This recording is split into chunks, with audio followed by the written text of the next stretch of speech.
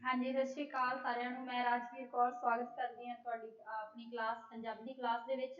और जो अज अपना टॉपिक है बहुत ही महत्वपूर्ण कह लो जां थोड़ा जा औखा कह लो, ठीक है। और इस विषय बारे जो तुहाडियां जो बुक्स ने जां किताबां ने पुस्तक ने पंजाबी दियां उन्हां दे विच बहुत ही घट व्याख्या मिलूगी। जो मैं इत्थे विषय लिख रखे ने प्रसंग, सोच विचार, सिक्ख्या, सुरताल ते भाव सुंदरता, ठीक है। भाव सुंदरता एक पूरा शब्द है। तो इन्हां बारे अज आपां इत्थे चर्चा करांगे। इन्हां बारे मैं तुहानूं दसूंगी भी ये की हुंदे आ, ठीक है। और किस तरह पंजाबी दे जां कविता दे विच ये अपना रोल अदा करदे आ जां रोल निभाउंदे आ आपां कह लईए। और जो तुहाडे कोले पुस्तक ने उन्हां दे विच इन्हां दी जो जानकारी है बहुत थोड़ी दित्ती हुई है, जां कई पुस्तक दे विच तां इन्हां बारे कोई विचार कीता ही नहीं गया, है ना। इस करके मैं तुहाडे वास्ते स्पैशल विशा लैके आई हां। और वध तो वध तुसीं होर भी बच्चों को दसना है ताकि बच्चे होर जो नवे बच्चे ने एप्लीकेशन डाउनलोड कर लैन। और जो अपना कोर्स है पंजाबी का लगातार मैं तुहानूं करवा रही हूँ, तुहाडे सिलेबस के अकॉर्डिंग चल रहा है ना। बिल्कुल सौखे तरीके नाल, सरल तरीके नाल, ताकि होर भी बच्चों को इसका फायदा हो सके। तुसीं इस जो चैनल है अपना इसनूं ज़्यादा तो ज़्यादा शेयर भी करना और सनराइज क्लासेस एप्लीकेशन डाउनलोड भी करवाना, ठीक है। तो आओ अज आपां विचार करते हाँ इन्हां विषयां ते। ये जो विषय ने मैं इत्थे कल्ले कल्ले करके लिख रखे ने सिंगल, क्योंकि उत्थे इकट्ठे लिखे हुए सी। प्रसंग, ठीक है। पहला विषय बारे आपां पढ़ांगे कि प्रसंग की हुंदा है और ये किस तरह आपां नूं इसदी पहचान करनी पैंदी है। दूसरा है सोहज विचार की हुंदा है। तीसरा है सिक्ख्या, कविता दे विच जो सिक्ख्या दा तत्त है जां सिक्ख्या है की है। सुरताल कविता दे विच किस तरह की भूमिका निभाउंदा है। और भाव सुंदरता कविता दे विच की काम करदी है जां की कह लीए इस पे निर्भर करती है। कविता का जो प्रसंग या व्याख्या कह लो कुछ भी है ना, वो भाव सुंदरता के अधीन ही होंदा। तो सब तो पहला आप पढ़ांगे प्रसंग।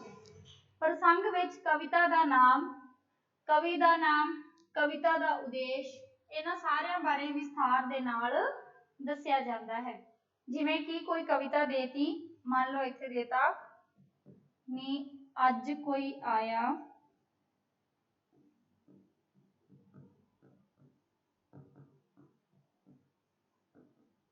साडे वेड़े, मैं वैसे ही उदाहरण दे रही हूँ, ठीक है। मान लो एक कविता देती और ये प्रश्न देता है इस कविता की लाइन की प्रसंग सहित व्याख्या करनी है। व्याख्या तो बाद की गल है, लेकिन पहले तो प्रसंग लभना है। तो आप प्रसंग जो चुनांगे, जो आप प्रसंग चुनांगे तो ये आप कुछ ऐड करांगे। आप ऐड करांगे कविता का नाम, इस कविता का की नाम है। दूसरा कवि का नाम या कवित्री का नाम, जिसने इस कविता की रचना की है उस कवित्री या कवि बारे जानकारी देनी है, ठीक है। और इस कविता का उद्देश, मंतव, जिन्हों तुसीं कहते हो केंद्री भाव, अंतरीव भाव इंग्लिश दे विच कहा जाता सेंट्रल आइडिया, ठीक है। तो उस कविता की जो तीसरी लाइन का आप प्रसंग करांगे वो होगा साडा उद्देश कि इस कविता दे विच इस विषय बारे गल की गई है और कवि इस उद्देश की प्राप्ति वास्ते इस कविता दे विच ये लाइन लिख रहा है, ठीक है जी। किसी भी काव बंद नूं मतलब काव टोटे नूं समझण लई जां उस दे विषय बारे जानण लई प्रसंग एक संक्षेप विधि है। किसी भी काव टोटे नूं असीं समझना होवे, किसी भी कविता नूं असीं समझना होवे, अगर उस कविता का असीं प्रसंग लिखते हैं तो सब तो पहला सानूं उस कविता की मुढ़ली जानकारी प्राप्त हो जाती है। यानी कि संक्षेप दे विच सानूं बहुत छोटे जे शब्दां दे विच पूरी कविता का विस्तार पता लग जाता है। जिवें मान लो कोई लाइन लिखी होवे कविता दी तां असीं उहदे विच प्रसंग लिखदे हां। ये कविता साडी पंजाबी पाठ पुस्तक दे इस अध्याय विच दर्ज है और ये इस कवि द्वारा लिखी गई है। इस कविता का उद्देश, ठीक है, किसी नूं उपदेश देना है, किसी की मदद करना है। और कवि ने इस कविता दे विच अपने जीवन दे विचों जां आपां कह लईए अपनी आम जिंदगी दे विचों कई उदाहरणां दे के मनुख नूं सुचेत किया है, ठीक है। इस तरह दी लाइनां दे नाल सानूं पता लग जाता है कि जो कविता है उहदा की मंतव है, की उद्देश है और कवि सानूं की कहना चाह रहे हैं। कविता विच प्रसंग दे नाल नाल व्याख्या भी जरूरी है, ठीक है। ये बहुत इंपोर्टेंट गल है कि अगर प्रसंग लिखता तो फिर उस लाइन की पूरी व्याख्या करनी पैंदी है। ये सारे जानते होवोगे, तुसीं कीता होना 10वीं 12वीं विच। ਨੈਕਸਟ ਆਪਣਾ ਜੋ ਵਿਸ਼ਾ ਹੈ ਦੂਸਰਾ ਸੋਹਜ ਵਿਚਾਰ। ਹੁਣ ਕਈ ਬੱਚਿਆਂ ਨੂੰ ਇਹਦੇ ਵਿੱਚ ਬਹੁਤ ਹੀ ਕਨਫਿਊਜ਼ਨ ਕਹਿ ਲੋ है ना, क्योंकि ये विषय है ਜਿਹੜੇ ਤੁਹਾਡੀ किताब ਦੇ ਵਿੱਚ नहीं ਦਿੱਤੇ, जिस करके ਬੱਚਿਆਂ ਨੂੰ बहुत ज़्यादा परेशानी हो रही है, ਇਹਨਾਂ ਬਾਰੇ ਪੜਨ ਦੇ ਵਿੱਚ ਮੁਸ਼ਕਿਲ ਆ ਰਹੀ है और ਬੱਚਿਆਂ ਨੂੰ ਲੱਗਦਾ है कि ये विषय पता नहीं ਕੀ ਹਨ, ਕਿੱਥੋਂ ਲਏ ਗਏ ਹਨ और किस तरह ਇਸ ਦੇ ਪ੍ਰਸ਼ਨ ਆਉਣਗੇ। ਇਸ ਬਾਰੇ ਪੂਰੀ ਜਾਣਕਾਰੀ ਆਪਾਂ ਇਸ ਵੀਡੀਓ ਦੇ ਵਿੱਚ ਲਵਾਂਗੇ। ਸੋਹਜ ਦਾ ਅਰਥ ਪਹਿਲਾਂ ਆਪਾਂ ਲੈਣੇ ਆ ਕਿ ਸੋਹਜ ਕੀ ਹੁੰਦਾ। ਵਿਚਾਰ ਦਾ ਅਰਥ ਤਾਂ ਹੁੰਦਾ ਹੈ ਆਪਣੇ ਖਿਆਲ, ਆਪਣੇ जो आप शब्द बयान करते हैं, अपने अंदरले ख्यालों ਨੂੰ अपने भावाਂ ਨੂੰ पेश करते हैं। और सोहज का मतलब ਹੁੰਦਾ है स्वाद ਜਾਂ आनंदमई। ਕੀ ਹੈ ਕਿ ਸਾਹਿਤ ਇੱਕ ਅਜਿਹੀ ਸ਼ਾਬਦਿਕ ਕਲਾ ਹੈ ਜਿਸ ਵਿੱਚ ਉੱਤਮ ਵਿਚਾਰਾਂ ਦੀ ਉੱਤਮ ਢੰਗ ਦੇ ਨਾਲ ਪੇਸ਼ਕਾਰੀ ਹੋਈ ਹੋਵੇ। ਸਾਹਿਤ ਦਾ ਮੁੱਖ ਉਦੇਸ਼ ਹੁੰਦਾ ਹੈ ਸੋਹਜ ਸਵਾਦ ਪੈਦਾ ਕਰਨਾ ਅਤੇ ਚੰਗੇ ਜੀਵਨ ਦੇ ਲਈ ਪ੍ਰੇਰਨਾ ਦੇਣਾ। ਸਾਹਿਤ ਦੇ ਵਿੱਚ ਕਵਿਤਾ ਵੀ ਆ ਗਈ, ਠੀਕ ਹੈ, ਨਾਟਕ ਵੀ ਆ ਗਿਆ, ਇਕਾਂਗੀ ਵੀ ਆ ਗਈ, ਕਹਾਣੀ ਵੀ ਆ ਗਈ, ਲੇਖ ਵੀ ਆ ਗਿਆ। ਇਹਦੇ ਵਿੱਚ ਪੂਰੇ ਰਚਨਾਕਾਰ ਅੱਜ ਆਪਾਂ ਕਹ ਲਈਏ ਇੱਕ ਰਚਨਾਤਮਕ ਦ੍ਰਿਸ਼ਟੀ ਜਿਹਨੂੰ ਆਪਾਂ ਕਹਿ ਲੈਂਦੇ ਹਾਂ ਕਿਤਾਬੀ ਸਟੱਡੀ ਆ ਗਈ, ਆਪਣੇ ਮਨ ਦੇ ਖਿਆਲ ਆ ਗਈ, ਠੀਕ ਹੈ, ਉਹਨੂੰ ਆਪਾਂ ਕਹਿ ਦਿੰਦੇ ਹਾਂ ਸਾਹਿਤ। ਸਾਹਿਤ ਕਦੋਂ ਰਚਿਆ ਜਾਂਦਾ ਹੈ?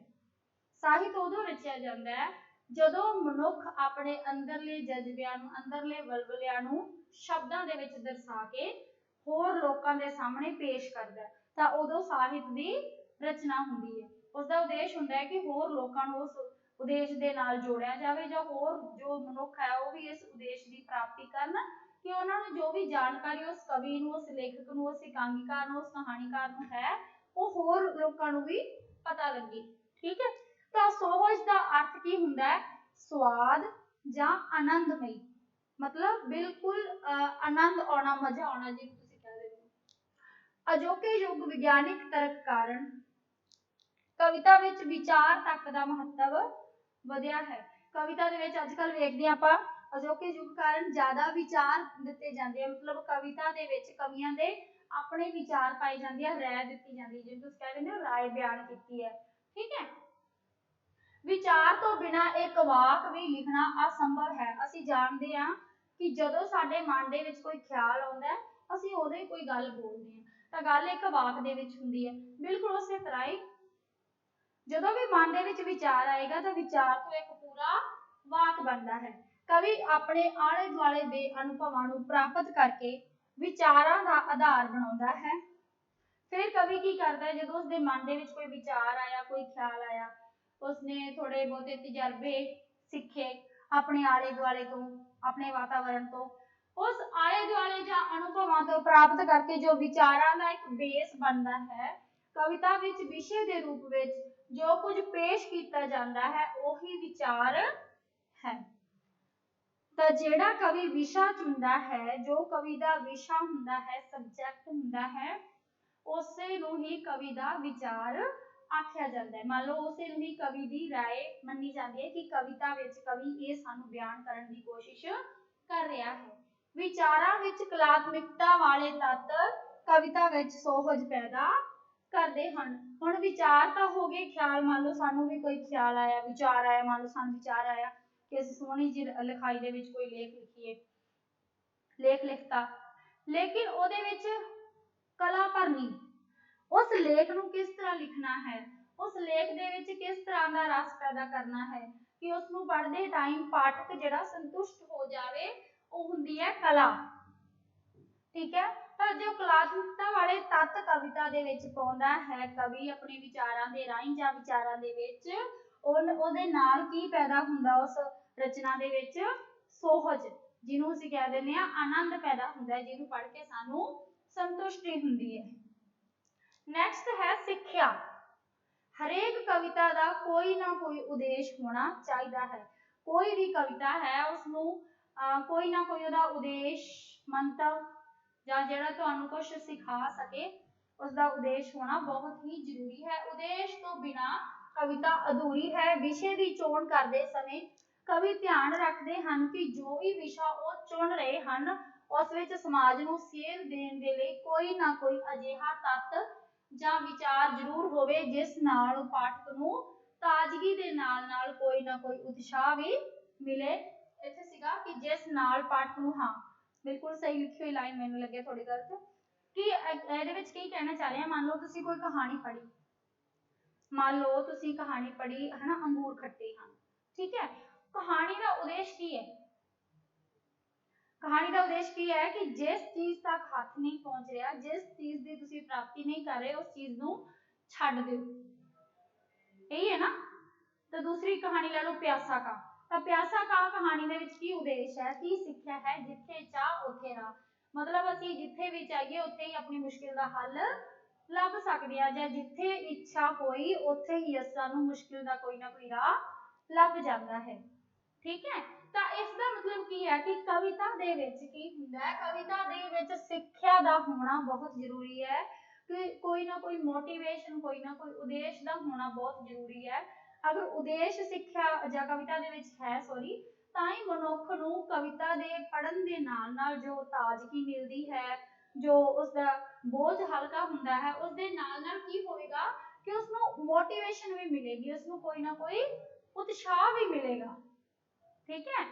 कविता का पढ़न का मतलब की हुंदा है कि अपने आप नूं थकेवे तो दूर करना, अपना मनोरंजन वास्ते पढ़ना, सिर्फ यही मतलब नहीं हुंदा। कविता पढ़न का मतलब हुंदा है कि उस कविता दे विच दसी हुई सिक्ख्या के अनुसार कोई ना कोई मोटिवेशन प्राप्त करनी, कोई ना कोई उहदे विचों आपां कह लईए एक उद्देश प्राप्त कर लेना या उत्साह मिल जाना। नैक्सट है सुरताल। हुण सुरताल की है? हरेक रचना का लयबद्ध होना, इत्थे बद्ध है, लयबद्ध होना बहुत जरूरी है। असीं जानते हैं कि कविता दे विच रस, अलंकार, छंद, बिंब, प्रतिबिंब, ठीक है, लय और जो शब्दां दे आपां कहिए अर्थ ने, शब्दां दा जोड़ है, बिल्कुल सही तरीके नाल वजन तोल दे मुताबिक कविता बनाई हुंदी है। वो कविता क्यों बनाई हुंदी है कि कोई भी कविता संगीतमई राग दे विच होवे तां मनां ते भी तीखण प्रभाव पाउंदी है। तां कविता दे विच इन्ना कुछ पाउण दी क्यों लोड़ पैंदी है? क्योंकि कविता अगर संगीतमई है, अगर कविता दे विच संगीत दी लय है, मतलब संगीत पैदा हो रहा है, तां ओह कविता मनुक्खां दे मनां उत्ते बहुत जल्दी ते बहुत ही तिखा प्रभाव पाउंदी है, जिस कारण मनुख दा मन है जिहड़ा टुंबिया जांदा है। मतलब की है, मनुख कविता नूं पढ़दे टाइम जो मनोरंजन महसूस करता है, उसके नाल नाल उसदी सिक्ख्या वल भी उसका ध्यान चला जाता है।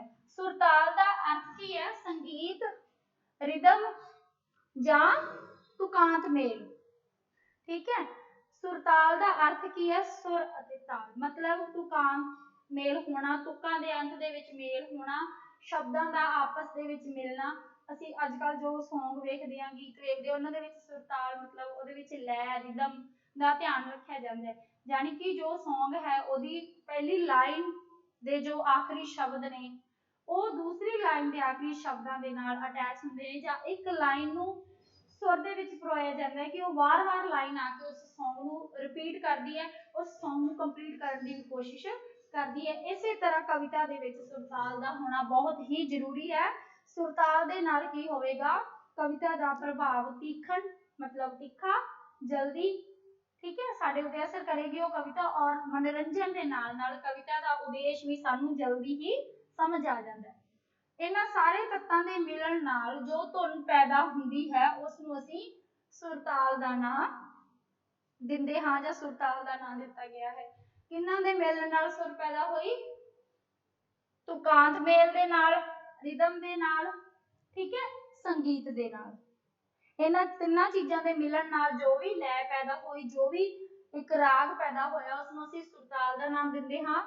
छंद, अलंकार, विश्राम चिन्ह सारे कविता नूं संगीतमई बनाउण दे लई अहम भूमिका निभाउंदे हन, ठीक है। इस करके जो मेन पॉइंट ने छंद, अलंकार, विश्राम चिन्ह, रस, ये सारी कविता नूं संगीतमई बनाउण दे विच एक अपना रोल अदा करते हैं, जिस कारण कविता पूरी वजन तोल दे विच हो जाती है और कविता पूरी प्रभावशाली बन जाती है, जिसके कारण सानू कविता बहुत वधिया लगती है। जिवें कच्छे मार वंजली आनंद छा गया, मार दा दमामी जट मेले आ गया। हुण कविता देखो बोलण दे विच कितनी सोहनी लगदी है। हाड़ी सोहणी वेच ठीक है। ਤਾਂ ਇਹਦੇ ਵਿੱਚ ਕੀ ਹੈ ਹੁਣ ਹਾੜੀ ਸੋਹਣੀ ਵੇਚ ਹਾੜੀ ਸੌਰੀ ਥੋੜਾ ਜਿਹਾ ਮੈਨੂੰ ਕਵਿਤਾ ਯਾਦ ਨਹੀਂ ਹੈ ਲੇਕਿਨ ਇਹਦੇ ਵਿੱਚ ਮੈਂ ਦੱਸ ਦਿੰਦੀ ਹਾਂ ਕਿ ਜੋ ਵੀ ਲੈ ਪੈਦਾ ਹੋ ਰਹੀ ਹੈ ਉਹ ਪੂਰੀ ਸੰਗੀਤਮਈ ਹੋ ਰਹੀ ਹੈ ਹਨਾ। ਜਿਵੇਂ ਅੱਜ ਆਖਾਂ ਵਾਰਿਸ ਸ਼ਾਹ ਨੂੰ ਕਿਦੋਂ ਕਬਰਾਂ ਵਿੱਚੋਂ ਬੋਲ ਤੇ ਅੱਜ ਕਿਤਾਬੇ ਇਸ਼ਕ ਦਾ ਕੋਈ ਅਗਲਾ ਵਰਕਾ ਫੋਲ। ਹੁਣ ਇਹਦੇ ਵਿੱਚ ਕੀ ਅੰਮ੍ਰਿਤਾ ਪ੍ਰੀਤਮ ਜੀ ਨੇ ਪੂਰੇ ਸੰਗੀਤਿਕ ਢੰਗ ਦੇ ਨਾਲ ਇਸ ਕਵਿਤਾ ਨੂੰ ਲਿਖਿਆ ਹੈ ਜਿਸ ਦੇ ਨਾਲ ਇਹ ਕਵਿਤਾ ਮਨੋਰੰਜਨ ਦੇ ਸਾਧਨ ਦੇ ਨਾਲ ਨਾਲ ਜੋ ਇਹਦੇ ਵਿੱਚ ਸੁਰਤਾਲ ਪੈਦਾ ਹੋ ਰਿਹਾ ਲੈ ਪੈਦਾ ਹੋ ਰਹੀ ਹੈ ਉਹਦੇ ਵਿੱਚ ਵੀ ਆਪਣਾ ਰੋਲ ਅਦਾ ਕਰ ਰਹੀ ਹੈ। ਨੈਕਸਟ ਹੈ ਭਾਵ ਸੁੰਦਰਤਾ। ਭਾਵ ਸੁੰਦਰਤਾ ਹੁਣ ਆਪਾਂ ਪੜਾਂਗੇ ਕਿ ਭਾਵ ਸੁੰਦਰਤਾ ਕੀ ਹੈ ਠੀਕ ਹੈ ਔਰ ਕਿਸ ਤਰ੍ਹਾਂ ਇੱਕ ਕਵਿਤਾ ਦੇ ਵਿੱਚ ਇਹਦਾ ਹੋਣਾ ਜ਼ਰੂਰੀ ਹੈ। ਭਾਵ ਦਾ ਮਤਲਬ ਕੀ ਹੁੰਦਾ ਹੈ ਮਨੋਭਾਵ ਜਾਂ ਜਜ਼ਬੇ ਕਵਿਤਾ ਦੀ ਰਚਨਾ ਵਿੱਚ ਮਹੱਤਵਪੂਰਨ ਰੋਲ ਅਦਾ ਕਰਦੇ ਹਨ। ਅੰਗਰੇਜ਼ੀ ਕਵੀ ਵਰਡਸਵਰਥ ਨੇ ਕਵਿਤਾ ਨੂੰ ਤਿੱਖੇ ਜਜ਼ਬਿਆਂ ਤੇ ਵਲਵਲਿਆਂ ਦਾ ਬੇਰੋਕ ਉਛਾਲਾ ਦਿੱਤਾ ਹੈ ਜਾਂ ਬੇਰੋਕ ਉਛਾਲਾ ਕਿਹਾ ਹੈ ਠੀਕ ਹੈ। ਉਹਨਾਂ ਨੇ ਨਾਮ ਦਿੱਤਾ ਕਵਿਤਾ ਨੂੰ ਬੇਰੋਕ ਉਛਾਲਾ ਕਿਹਾ ਹੈ ਠੀਕ ਹੈ। ਮਤਲਬ ਕੀ ਹੈ ਕਿ ਜੋ ਵੀ ਸਾਡੇ ਮਨੋਭਾਵ ਨੇ ਜੋ ਵੀ ਕਵਿਤਾ ਦੇ ਵਿੱਚ ਕਵੀ ਕਹਿਣਾ ਚਾਹ ਰਿਹਾ ਹੈ ਕਵੀ ਦੇ ਜਜ਼ਬੇ ਹਨ ਉਸ ਦੀ ਰਚਨਾ ਦੇ ਵਿੱਚ ਇੱਕ ਮਹੱਤਵਪੂਰਨ ਰੋਲ ਅਦਾ ਕਰਦਾ ਹੈ। ਭਾਵ ਸੁੰਦਰਤਾ ਮਤਲਬ ਜੋ ਵੀ ਤੁਹਾਡੀ ਫੀਲਿੰਗ ਹੈ ਉਸ ਨੂੰ ਕਵਿਤਾ ਦੇ ਵਿੱਚ ਤੁਸੀਂ ਕਿਸ ਤਰ੍ਹਾਂ ਪਰੋਣਾ ਹੈ। ਤਾਂ ਜੋ ਅੰਗਰੇਜ਼ੀ ਕਵੀ ਨੇ ਵਰਡਸਵਰਥ ਨੇ ਕਵਿਤਾ ਨੂੰ ਤਿੱਖੇ ਜਜ਼ਬਿਆਂ ਤੇ ਵਲਵਲਿਆਂ ਵਾਲੀ ਬੇਰੋਕ ਉਛਾਲੇ ਦਾ ਨਾਮ ਦਿੱਤਾ ਹੈ ਕਿ ਇਸ ਨੂੰ ਰੋਕਿਆ ਨਹੀਂ ਜਾ ਸਕਦਾ। ਇਹਦੇ ਇੰਨੇ ਤਿੱਖੇ ਜਜ਼ਬੇ ਇੰਨੇ ਤਿੱਖੇ ਮਨੋਭਾਵ ਹੁੰਦੇ ਹਨ। ਜਜ਼ਬਿਆਂ ਦੇ ਤਿੱਖੇ ਵਹਿਣ ਵਿੱਚੋਂ ਹੀ ਕਵਿਤਾ ਜਨਮ ਲੈਂਦੀ ਹੈ। ਜਜ਼ਬਾ ਸਮਝਦੇ ਹੋ ਨਾ ਜੋਸ਼ ਜਜ਼ਬਾ ਠੀਕ ਹੈ ਉਤਸ਼ਾਹ ਹੋਣਾ ਤਾਂ ਇਹਨਾਂ ਵਲਵਲਿਆਂ ਜਾਂ ਇਹਨਾਂ ਜਜ਼ਬਿਆਂ ਦੇ ਤਿੱਖੇ ਪ੍ਰਭਾਵ ਤੋਂ ਹੀ ਜੋ ਕਵਿਤਾ ਹੈ ਉਹ ਜਨਮ ਲੈਂਦੀ ਹੈ। ਭਾਵਾਂ ਜਾਂ ਜਜ਼ਬਿਆਂ ਤੋਂ ਜੋ ਵੀ ਇੱਥੇ ਲਿਖਿਆ ਹੋਇਆ ਹੈ ਕਵੀ ਹੈ ਜਿਹੜਾ ਸੌਰੀ ਜੋ ਕਵੀ ਹੈ ਉਹ ਭਾਵਾਂ ਜਾਂ ਜਜ਼ਬਿਆਂ ਤੋਂ ਸਖਣਾ ਨਹੀਂ ਹੋ ਸਕਦਾ। ਮਤਲਬ ਕਵੀ ਦੇ ਅੰਦਰ ਜਜ਼ਬੇ ਹੋਣਾ ਬਹੁਤ ਹੀ ਜ਼ਰੂਰੀ ਹੈ। ਮਨੁੱਖੀ ਦਿਲ ਜਜ਼ਬਿਆਂ ਦੀ ਜਾਣ ਹੈ ਉਸ ਵਿੱਚ ਹਰ ਤਰ੍ਹਾਂ ਦੇ ਭਾਵ ਉਮਲਦੇ ਹਨ ਮਤਲਬ ਪੈਦਾ ਹੁੰਦੇ ਹਨ ਜਿਵੇਂ ਤਰਸ ਦਾ ਭਾਵ ਡਰ ਦਾ ਭਾਵ ਖੁਸ਼ੀ ਹੋਣ ਦਾ ਭਾਵ ਇਹ ਸਾਰੇ ਭਾਵ ਸਾਡੇ ਅੰਦਰ ਹੁੰਦੇ ਆ ਬਿਲਕੁਲ ਹੁੰਦੇ ਆ। ਮਨੋਭਾਵਾਂ ਦੀ ਹੋਂਦ ਤੋਂ ਬਿਨਾਂ ਕਵਿਤਾ ਲਿਖੀ ਨਹੀਂ ਜਾ ਸਕਦੀ। ਕੋਈ ਵੀ ਕਵਿਤਾ ਹੈ ਚਾਹੇ ਕੋਈ ਵੀ ਰਚਨਾ ਕਹਿ ਲਓ ਜਿੰਨਾ ਚਿਰ ਤੁਹਾਡੇ ਅੰਦਰ ਇੱਕ ਖਿਆਲ ਨਹੀਂ ਹੈ ਤੁਹਾਡੇ ਮਨ ਦੇ ਖਿਆਲ ਦੀ ਸੁੰਦਰਤਾ ਨਹੀਂ ਹੈ ਔਰ ਤੁਸੀਂ ਉਸ ਖਿਆਲ ਨੂੰ ਕਿੰਨਾ ਸੋਹਣਾ ਸੋਚ ਰਹੇ ਹੋ ਔਰ ਕਿੰਨਾ ਸੋਹਣਾ ਉਸ ਨੂੰ ਉਸ ਸ਼ਬਦਾਂ ਦੇ ਵਿੱਚ ਲਿਖਣਾ ਹੈ